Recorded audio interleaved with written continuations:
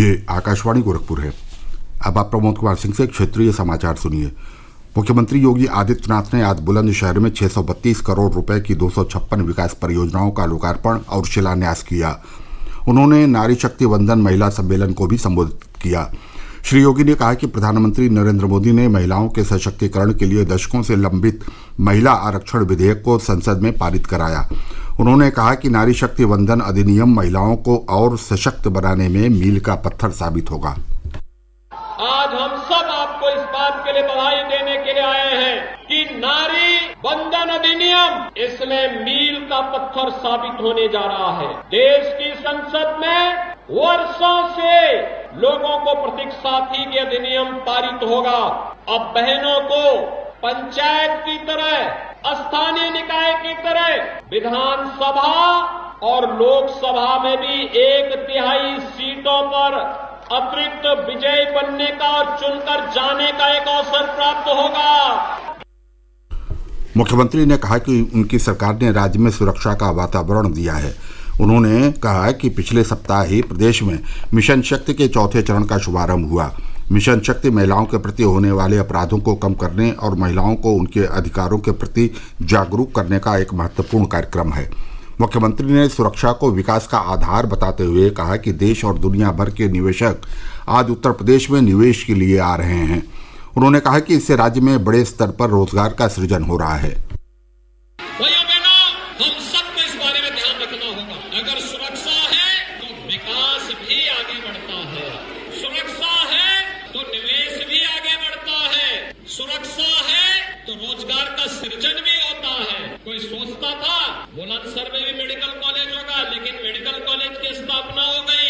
ये कोई सोचता था बुलंदशहर के ही बगल में जेवर में एशिया का सबसे बड़ा एयरपोर्ट बन रहा है और एयरपोर्ट के साथ साथ फिल्म सिटी का भी निर्माण होने जा रहा है।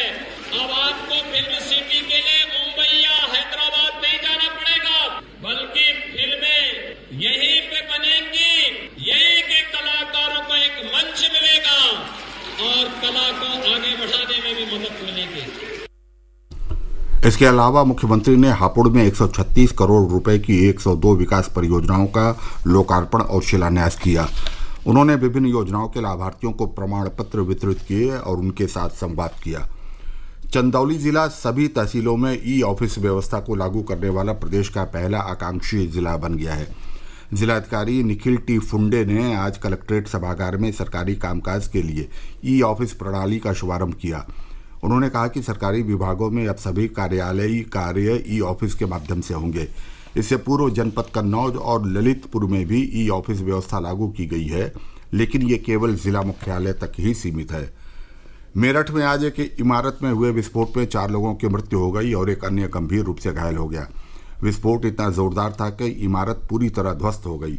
जिलाधिकारी दीपक मीणा ने बताया कि दुर्घटना लोहिया नगर की एक इमारत में किसी केमिकल में विस्फोट के कारण हुई। उन्होंने कहा कि सभी मृतक मजदूर थे। हादसे की वजह का पता लगाया जा रहा है। मिर्जापुर के विंध्याचल धाम में अब से कुछ देर बाद विंध्य महोत्सव का शुभारंभ होगा। 22 अक्टूबर तक चलने वाले विंध्य महोत्सव में राष्ट्रीय और अंतर्राष्ट्रीय स्तर के कलाकार अपनी प्रस्तुतियां देंगे। आज सुप्रसिद्ध लोक गायिका पद्मश्री मालिनी अवस्थी और अंतर्राष्ट्रीय कजरी गायिका उर्मिला श्रीवास्तव अपनी प्रस्तुतियां देंगी। मेरी माटी मेरा देश कार्यक्रम के तहत वाराणसी के विकासखंड आराजी लाइन में आज अमृत कलश यात्रा का आयोजन किया गया। मुख्य विकास अधिकारी हिमांशु नागपाल ने कलश यात्रा को नगर निगम मुख्यालय के लिए हरी झंडी दिखाकर रवाना किया। जनपद में सभी विकासखंडों के कलश नगर निगम मुख्यालय में पहुंचाए जा रहे हैं, जहां से राजधानी लखनऊ होते हुए उन्हें नई दिल्ली ले जाया जाएगा। वाराणसी में आज एक सड़क हादसे में 2 लोगों की मौत हो गई।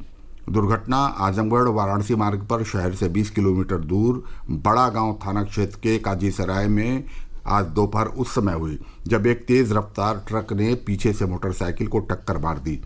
हादसे में मोटरसाइकिल पर सवार महिला और पुरुष की मृत्यु हो गई। मृतक आजमगढ़ के निवासी थे। इसके साथ ही यह समाचार बुलेटिन समाप्त हुआ। नमस्कार।